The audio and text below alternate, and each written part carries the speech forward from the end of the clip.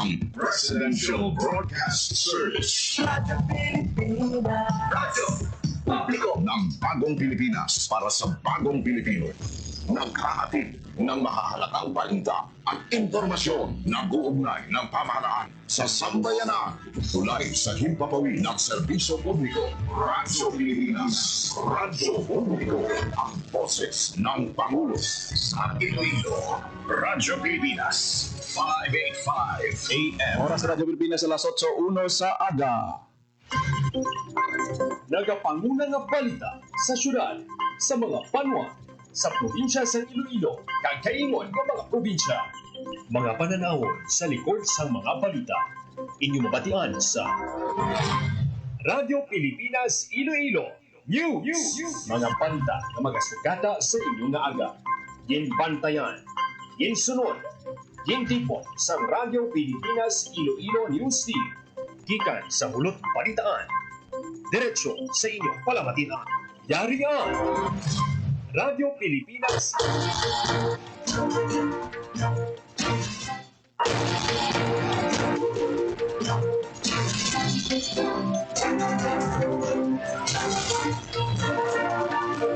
Ayong aga Pilipinas, good morning Western Visayas. Welcome sa Radyo Pilipinas News. So kung adlaw sang Martes, Hunyo 3, tuig 2025, ako ang inyo tagbalita, Janelle Baclay, kag karon sa aton balantayan, kag mainit nga mga pangulong dinalan.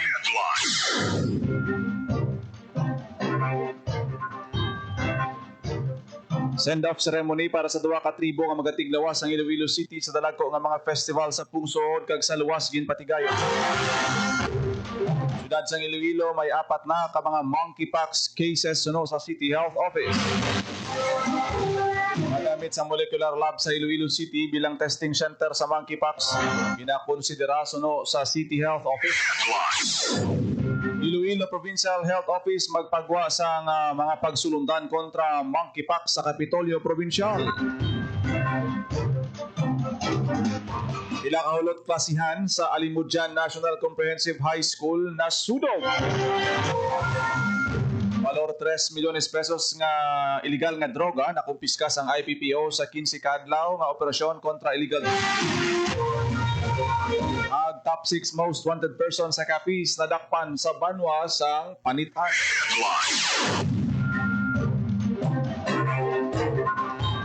Oras sa Radyo Pilipinas alas 8:04 sa aga kag karon sa detalye na sa aton nga mga balita lokal. Pilipinas.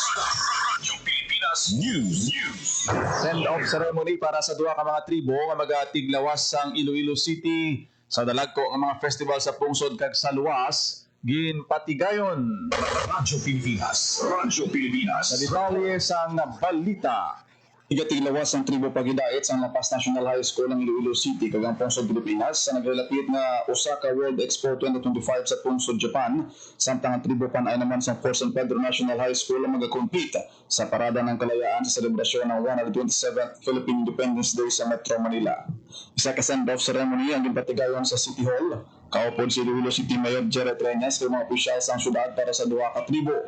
Bago magbiyahe ginpakita sa mga tribong ilapatinaw na performance sa tubang sa mga empleyado kag mga opisyal. Ang tribo pag-idait nga amo ang 2025 Binagyan Tribes Competition Champion ang mag-perform sa mabot ni June 7 to 12. Bala ang 14 ka mga performers kag 8 ka drummers sa Osaka, Japan. Yara naman sa tatawagatos katawo ang delegasyon sa tribo panay sa mabot ni Hunyo 12 na mag-compete sa siyampa ka mga festival sa pungsod. Para sa Bagong Pilipinas, Janelle Baclay, Radyo Pilipinas, Radyo Publiko. Radyo Pilipinas. Radyo Pilipinas News. Monkeypox sa Iloilo City, 4 na suno sa City Health Office. Radyo Pilipinas. Sa detalye sa balita, reported monkeypox cases sa Iloilo City. Sa pinakauli na datos sa Iloilo City Health Office halin sa isa, nadugangan sa 3 kung sa GM2 ang new cases. Isa ang anay suspected case na nagpositibo sa resulta suno sa CHO.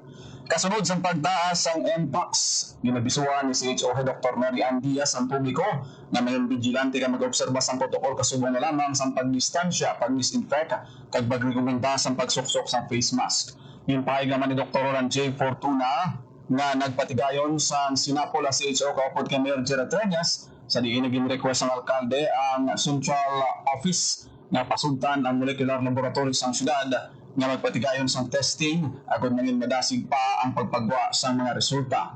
Ginhinago naman sa CHO ang identity sa mga bagong kaso kaging pasiguro ang full monitoring kag contact tracing.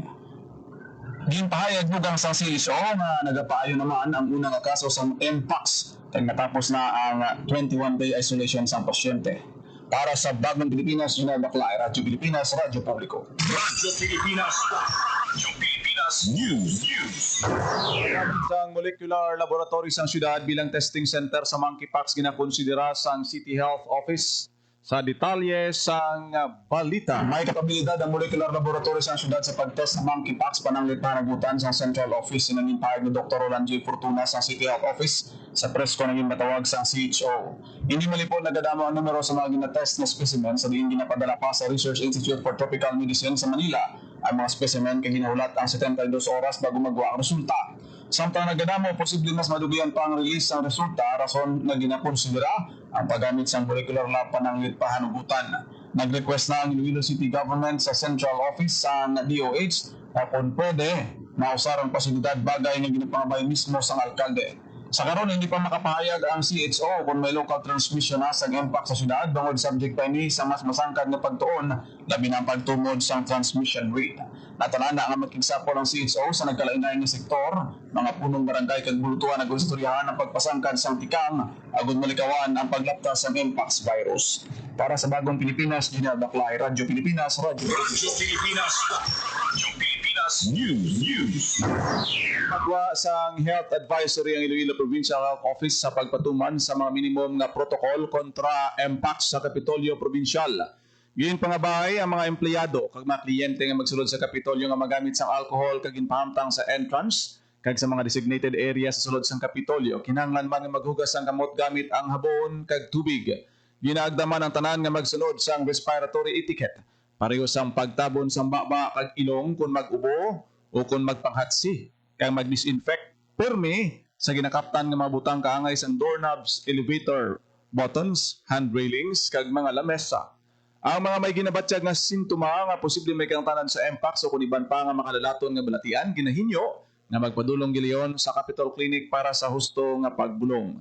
Likawan man ang skin-to-skin contact sa mga pasahero sang elevator, kag likawan ang contact sa mga sapat nga posible nagadala sang kagahon. Radyo Pilipinas. Radyo Pilipinas News. Nagapabilin na DUI sa monkeypox ang Negros Occidental apisar sa mga nagpositibo na kaso sa kaingod sini nga mga lugar. Sa piyak sini pinagi sa ginpagawa ang advisory ni Governor Eugenio Jose Lacson, ginapahalong gyapon ang mga Negrense lakip sa mga mahimo obrahon para malikawan nga malatna ng mpox ang masami nga pagpanghinaw gamit ang habon kag tubig o kon alcohol.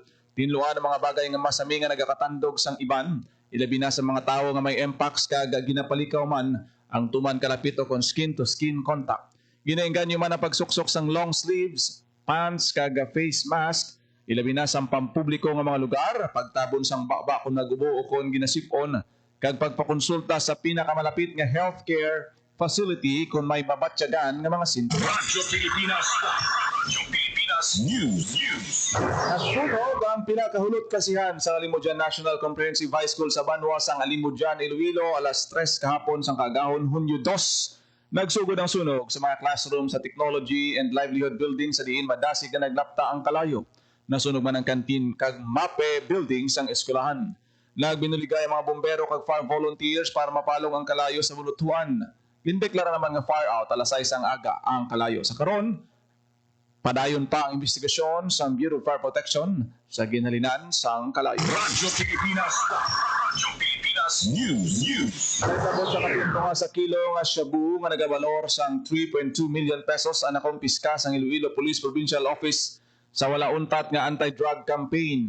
Ini ang nakumpiska sang kapulisan sa duha ka semana nga anti-drug operations humalin sang Mayo 16 ug Mayo 31. Sa pagkakumpiska sang bulto-bulto nga shabu, 12 ka drogista ang naaresto sang kapulisan sa siyam ka mga operasyon. Suno kay Iloilo Police Provincial Office Director Colonel Roland Bulalakaw, dako ang nabulig sa mga pumuluyo sa probinsya sang Iloilo pinaagi sa paghatag impormasyon nga nagresulta sa mga positibo nga operasyon. Nagpangabay naman si Bulalakaw sa publiko nga padayunon ang pagsuporta sa Ilonggo Cups para malabot ang ginahandom nga drug-free Radyo Pilipinas. Radyo Pilipinas News. Arestado sa Panitaan Municipal Police Station ang top 6 most wanted person sa Capi sa barangay Ambilay, Panitaan, Capi. Sa akusado ginkilala nga si alias Junior, 36 anyos, kag residente sa nainambitan nga lugar. Ang suspect nagapangatubang sang kaso nga rape. Suno kay Police Regional Office 6 Director Brigadier General Jack Wangki, nagapabilin nga komitido ang kapulisan sa paglagas sa may salabton sa layi. Para sa mas masangkad nga kampanya, importante man suno sa opisyal ang maayong nga relasyon sa kapulisan sa komunidad bangod kung may pagsalig ang pumuluyo. Sila na mismo ang magabulig sa otoridad. Radyo Pilipinas. Radyo Pilipinas News. Arestado man sa kapulisan ang top 1 most wanted person sa Banwas ng Santa Barbara, Iloilo sa barangay Malusgod, Putotan, Iloilo. Ang suspect kilala nga si alias Levi, 42 anyos, kag residente sang barangay Kabugaw Norte, Santa Barbara, Iloilo, apang temporaryo nga nag-i-star sa barangay Barasan, Putotan. Si alias Levi nagpangatubang sa murder case sa Iloilo Provincial Police Office paagi kay Colonel Roland Bulalakaw. Ginpakita lamang sa kapulisan na wala sila punaw sa ila dedikasyon sa pagpatuman sang ila mandato. Ginpasiguro ni Bulalakaw nga padayon ng Ilonggo Cup sa pag-aresto sa mga may salabton sa layi kag para matagaan hustisya ang ila mga biktima. Radyo Pilipinas. Radyo Pilipinas News. Padayon pa ang pagkulit sa Department of Agrarian Reform Condar, Iloilo agad magsanyog pa ang negosyo sa mga agrarian reform beneficiary. Sining karon lang duha ka kooperatiba sa mga ARB sa probinsya ang nagbaton sang dugang nga kasampaton kasunod sa ang ila pagpaidalom sa product development training sa idalom sang village level farm focus enterprise development. Ginpanami pagid sang Ulian Tampukaw Agrarian Reform Cooperative sa Lambunaw, Iloilo ang ila damil kag packaging sang ila processed meat kasubong sang chorizo kag siomai. Sa Banwas ng Balasan, ginpatahong pa ang Timipal ARB Cooperative ang pattern kag duag sang ila mga bamboo craft pinagi sa pagtesting sang bag-o nga product design kag dyeing methods. Ang training nagatuyo nga magpabaskog pa ang kalidad kag marketability sa mga produkto sa handong nga makahatag oportunidad sa mga benepisyaryo. Kaupod siyang DAR Iloilo sa pagpatuman sang programa ang Provincial Cooperative Development Office Iloilo kag DAR Municipal Offices sa Lambunaw kag Balasan. Radyo Pilipinas. Radyo Pilipinas News. Nakuha sa Philippine Statistics Authority Regional Statistics Service Office Western Visayas ang first place sa Infographics Level Up Contest. Ang paindis-indis kabayan sang selebrasyon sang Privacy Awareness Week 2025 na may tema nga Global Privacy Matters Navigating a Borderless Digital World and Expanding New Professional Horizons. Sa entry nga What Hakfen Vela, ginpanomdom sa PSA Region 6 sa publiko sa piyak sang ila pagpanikasog nga maprotektahan ang ila tagsa ka data ang matuod-tuod nga privacy naghalin sa kada pumuluyo. Ginpahanomdoman sang ahensya sa tanan nga hibaloon ang tagsa ka kinamatarong protektahan ang kada impormasyon nga magpaminsar sang maayo antes matumok sang computer kag iban pa nga mga gadgets. Radyo Pilipinas. Radyo Pilipinas News. Nagsapo sa Department of Public Works and Highways Region 6 si Governor Arthur Defensor Jr. angot sa ginaplano nga pagtukod sang Smart Green Government Center sa Barangay Bulong Este, Santa Barbara. Nagtambong si DPWH 6 Regional Director Sunny Boy Ropel sa Kapitolyo kag naghatag sang update sa construction sang Phase 1 sang multipurpose building nga ginponduhan sang 100 million pesos salin sa 2024 General Appropriations Act. Ginasuportahan man sang DPWH ang paghimo sa detailed engineering kag structural design sa nasambit nga pasilidad. Sunod sa provincial government, ang amo nga government center ang mangin one-stop shop para sa publiko nga nagatransaksyon sa gobyerno para sa mas madasig, mas mahapos kag mas epektibo nga serbisyo. Radyo Pilipinas. Radyo Pilipinas News. Malapit ang Iloilo Provincial Environment and Natural Resources Office sa mga magabuylog sa selebrasyon sang Environment Month sining nga bulan sang Hunyo 2025 na may tema Ending Global Plastic Pollution. Kadungan sini nagpagawa sang kalendaryo sa mga aktibidad ang Pigenro para sa isa ka bulan nga selebrasyon. Ang kick-off ceremony ginhiwat sang Lunes, Hunyo 2 samtang sa province-wide Tanom Iloilo Part 1 natalana sa Hunyo 5 kag pagasundan sang province-wide Brigada Eskwela sa Hunyo 9 kag 13. Ang Provincial Solid Waste Management Board meeting nauman sa Hunyo 20, samtang sa Hunyo 23 naman ang ceremonial turnover sang campaign waste material para sa upcycle. Radyo Pilipinas. Radyo Pilipinas News. Nagpaidalom sa capacity enhancement training ang 31 ka agricultural extension workers sa Negros Occidental ang aktibidad kabahin sa pagpatuman sa Masagana Rice Industry Development Program kag nagatuyo nga mapasangkad pa ang ihibalo sa mga AEWs sa nanway-tuway nga kaumhan. Ang paganas nga nagalawig sang 3 ka adlaw nagpatpat sang overview sang Masagana Rice Program, Rice Seed Monitoring System, morphology kag growth stages sang humay, hybrid protocol kag performance sang kada seed company, product orientation sang paggamit sang biofertilizer kag soil ameliorants, pati na ang pagdumala sang pamalatian, pameste kag hilamon sa mga talamnan. Gintudlo man sa mga AEWs kung paano maghiwat sang pagsinapol kag mag-report sang mga damage. Radyo Pilipinas. Radyo Pilipinas News. Nagpasalit ang Philippine Crop Insurance Corporation Region 6 sa mga nagasagod sang baboy nga hindi magpabaya ang korporasyon sa piyak sang Kakulba dala sang African Swine Fever. Ginpayag ni Eva Uli Laod, Regional Manager sa PCIC 6 sa usapang agrikultura. Isa sa nakita sa karon nga problema amo ang availability sang baboy matapos nga may iban nga manog sagod nga nakulbaan pa liwat magnegosyo sang babuyan. Pahayag ni Laod nga may nagaumpisa na sa PCIC sa pagbaton sang pag-insured sang ilang mga baboy. Panugyan sang ni Laod sa mga nagasagod sang baboy nga pasangkaron ng biosecurity measures agad malikawan ang mga masakit. Radyo Pilipinas. Radyo Pilipinas News.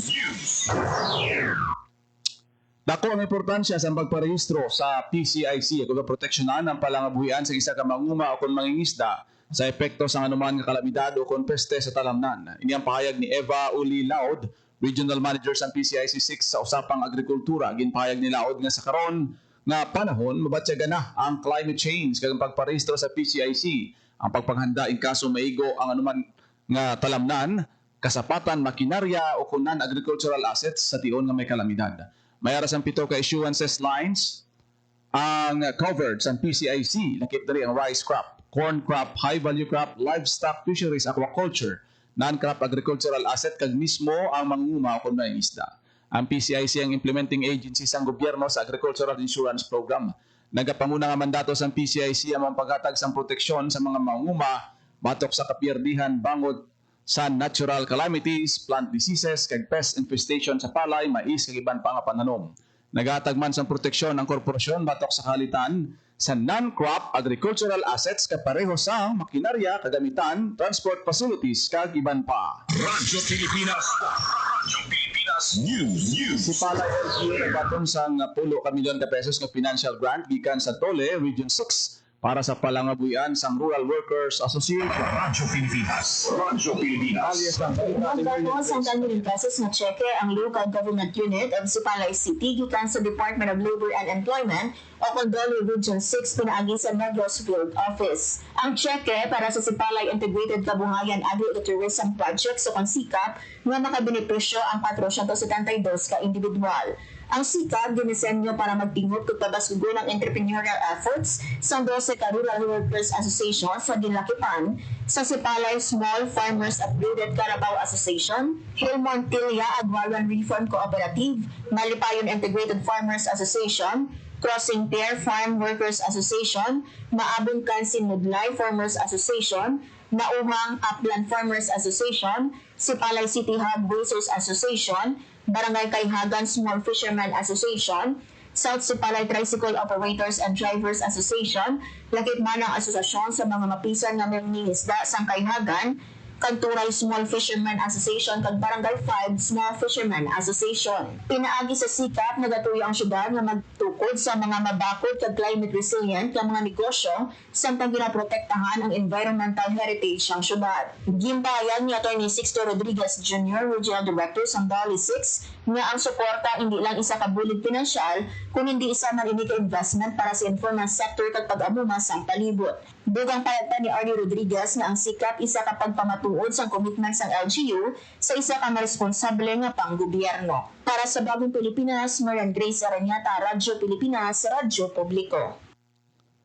Oras sa Radyo Pilipinas, alas 8:21 na sa aga. Radyo Pilipinas. Radyo Pilipinas. Lagi nyo nabatian ang detalye sa mga nagapangudang nga balita sa pagpangalagad sang Radyo Pilipinas News sa buong adlaw sa Martes, Hunyo 3 na kita tuig 2025. Sa dugang pangabalita kag impormasyon, i-follow lang, i-share kag i-like ang aton nga Facebook page, Radyo Pilipinas Iloilo kag Radyo Pilipinas Community Group. Salamat sa aton sining mga Facebook Live viewers. Pastor Roy Paz nagatanaw sa aton sining nga pagpangalagad, Sir Sherwin Marco Wia, Good morning sa inyo tanan-tanan. Kita karon sa Iloilo Morning Program. Ako nagidamang inyo alagad, Janelle Baclay. Mayong aga Pilipinas, God bless Iloilo.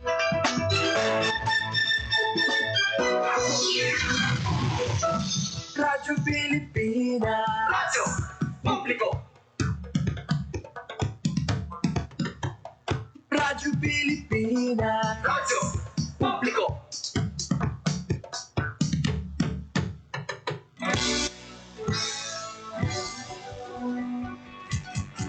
Mahalagang mga balita, napapanahong impormasyon.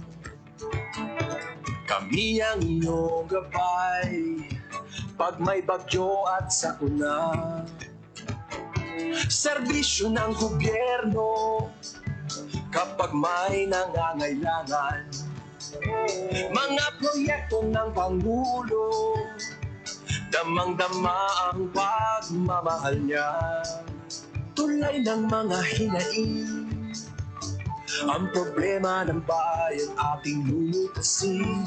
Tulay sa himpapawid, tulay ng pagbabago. Radyo Pilipinas, ng bagong Pilipinas.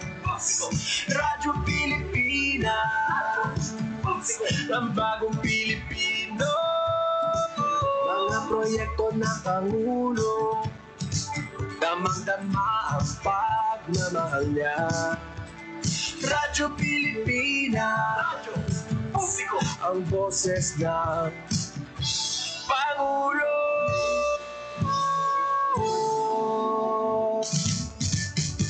Karamay nyo kami, kahit malayo man kami nakakarating. OFW magsasaka, buhay ay iba't iba, san mang lugar ng bansa natin. Tulay ng mga hinaing, ang problema ng bayan ating lutasin.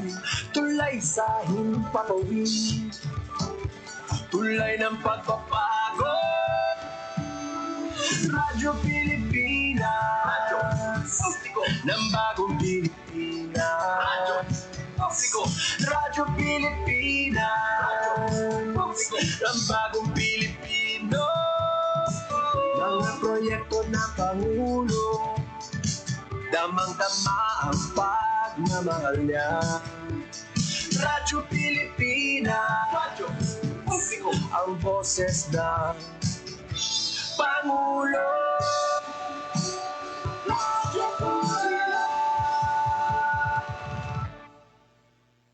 Radyo Pilipinas, Radyo Publiko. Radyo Pilipinas. Hatid ay balita.